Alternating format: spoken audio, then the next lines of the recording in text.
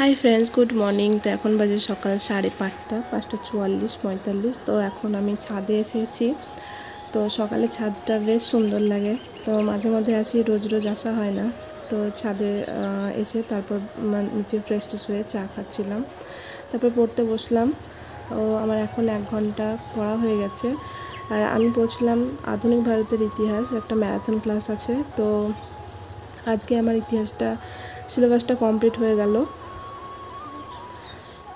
তো তারপরে যে এমসিকিউ কোশ্চেনগুলো আছে সেগুলো আমি পরে করবো, আর রিভিশন তো দেবো। তারপর আমি ব্রেকফাস্ট করছিলাম, আজকে পান্তা ভাত খাচ্ছিলাম। আর তারপর আমি চান টান করে এসে লাঞ্চ করলাম। আর লাঞ্চ করার পর আমি জিওগ্রাফি ক্লাসটা করছিলাম। তো এখানে আমি ভারতের ভূগোল থেকে স্টার্ট করেছি। তো এখন অনেকটাই টাইম হয়ে গেছে, আমি ভূগোল ক্লাসই করছিলাম। আর যেটা ভূগোলে যে কী আছে সিলেবাসটা সেটা আমি লিখে নিচ্ছিলাম।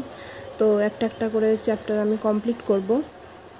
তো দেখা যাক আমি একদিন কি দুদিনে কমপ্লিট করতে পারি নাকি কতটা সময় লাগে, তোমাদের সাথে তো শেয়ার করবই।